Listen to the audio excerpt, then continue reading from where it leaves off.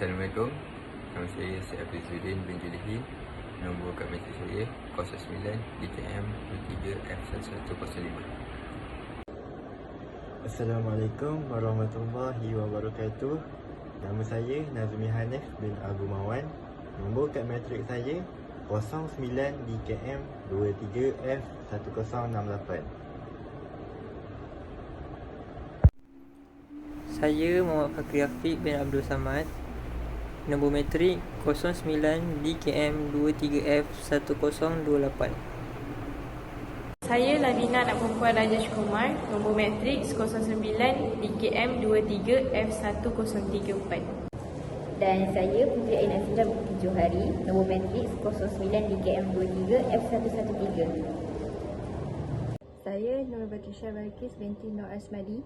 Nombor matrik 09 DKM 23F1056. Kami dari grup 4, kami akan membentangkan tajuk Gas Metal Arc Welding GMAW.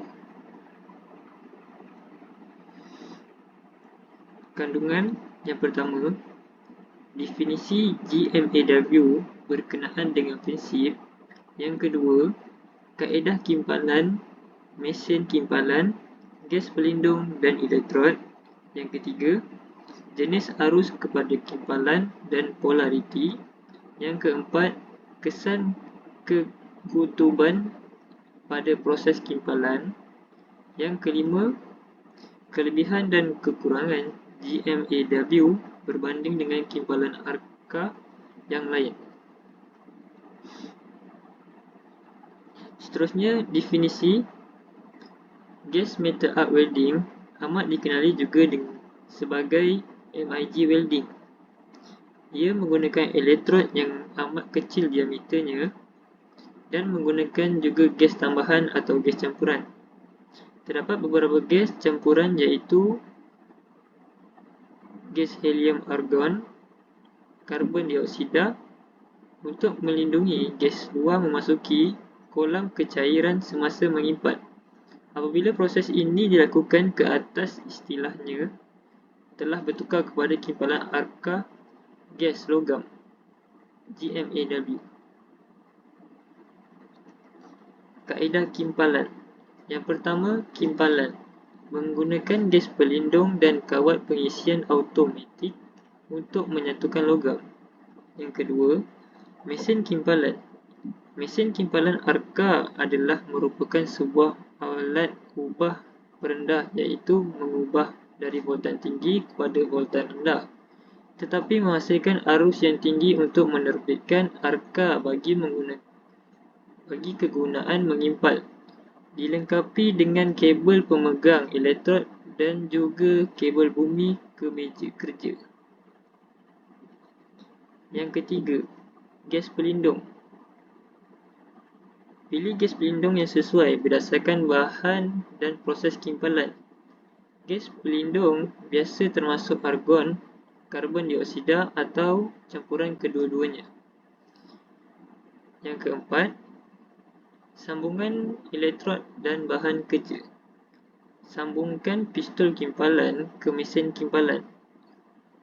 Sambungkan bahan kerja ke terminal positif dan elektrod ke terminal negatif.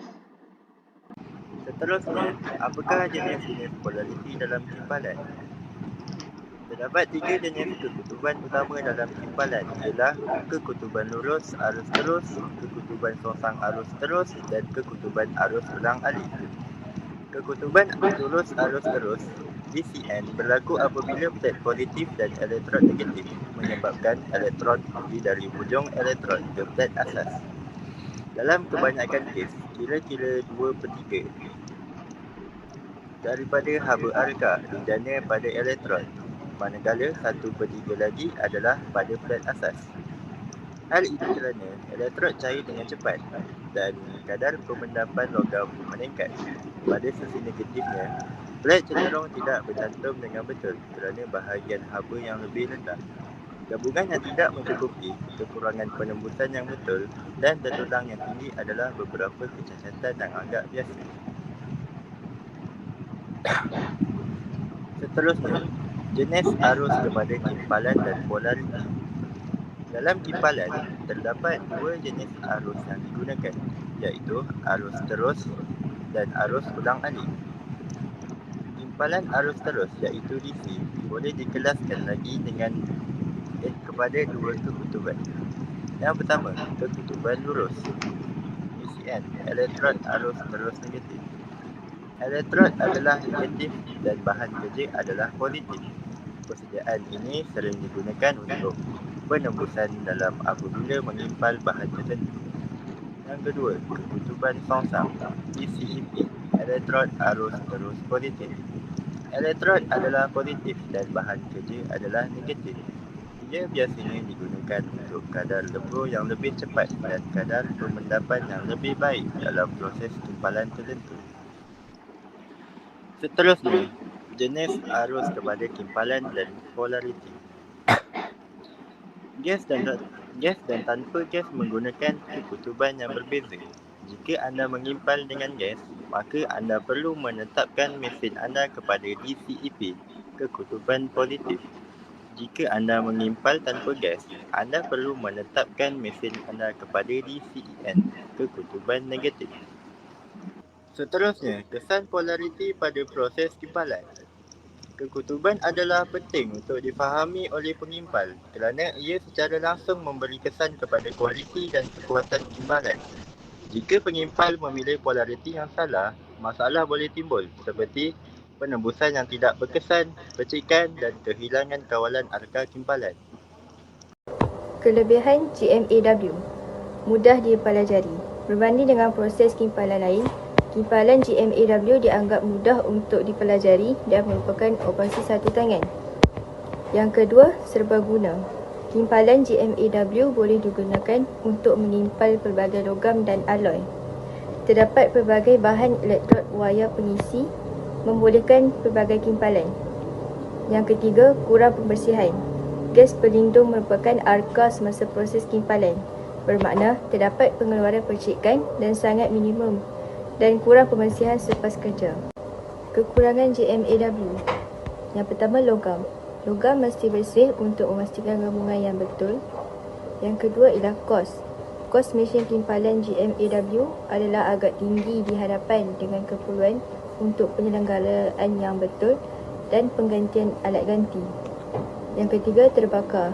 Terdapat potensi untuk terbakar melalui bahan yang kurang daripada 0.5 mm tebal, menjadikan proses itu pilihan yang kurang sesuai untuk digunakan dengan logam tipis tertentu.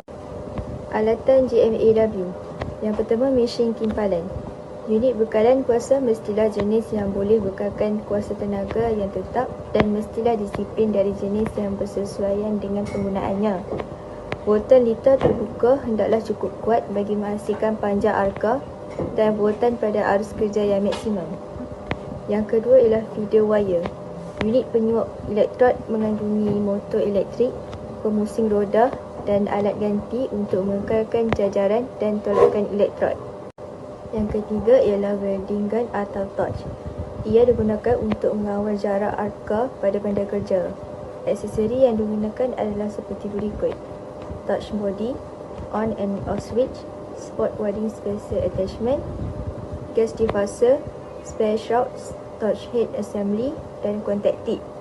Yang keempat ialah regulator and flow meter.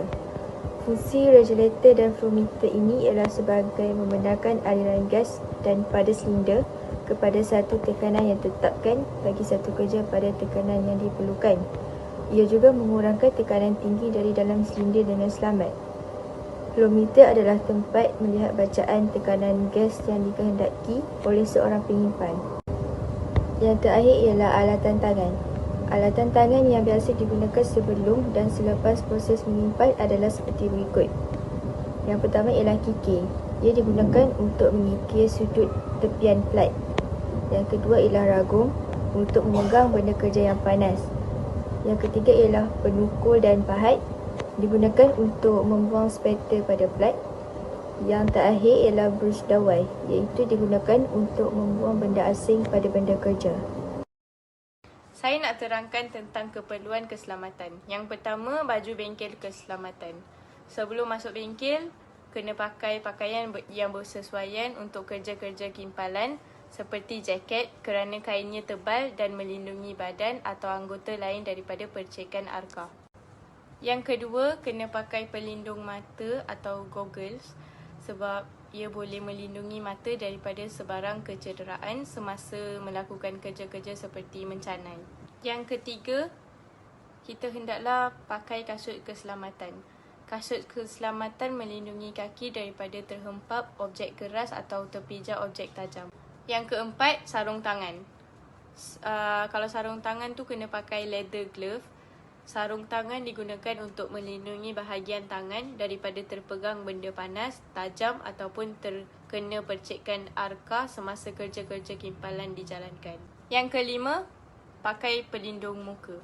Digunakan untuk melindungi mata semasa mengimpal supaya hasil kimpalan dapat dilihat semasa proses kimpalan dijalankan dan bertujuan melindungi muka dari percikan arka. Slide seterusnya, saya nak cakap tentang jenis-jenis kimpalan GMAW. Terdapat 5 jenis kimpalan GMAW. Yang pertama, butt joint. Yang kedua, lap joint. Dan yang ketiga, T-joint. Yang keempat, corner joint. Dan yang terakhir, edge joint. Seterusnya, saya nak terangkan tentang komponen GMAW. Terdapat 5 komponen dalam GMAW. Yang pertama, electrode. Yang kedua, arc. Dan yang ketiga, weld poodle. Yang keempat, shielding gas. Dan yang kelima, solidified weld metal. Arah pergerakan untuk GMAW ni seret pada kepingan logam nipis dan tolak pada bahan yang lebih tebal. Yang seterusnya, electrode GMAW ialah kawat logam dimakan melalui pistol oleh penyuap wayar dan diukur dengan diameternya. Seterusnya, arka. Arka elektrik berlaku dalam ruang yang diisi gas antara wayar, elektrod dan bahan kerja. Lopak kimpalan.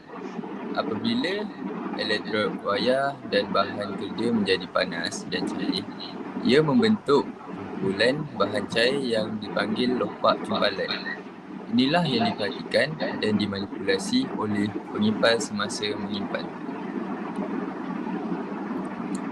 Seterusnya, kecacatan dalam kimpalan. Kecacatan kimpalan ditarifkan sebagai ketidaksempurnaan yang mana saiz, bentuk, orientasi, lokasi atau sifat-sifatnya menjadikan ia berbahaya kepada kegunaan pada servis apabila melebihi toleransi yang dibenarkan untuk sesuatu rekaan. Kecacatan terbagi kepada dua, iaitu kecacatan dalaman dan luaran. Antara jenis-jenis kecacatan luaran dan dalaman adalah seperti berikut. Okey, yang pertama, hakisan iaitu undercut. Yang kedua, keliangan iaitu porosity.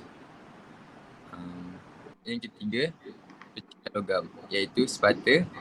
Keempat, kurang penembusan iaitu incomplete penetration. Kelima, kurang panduan.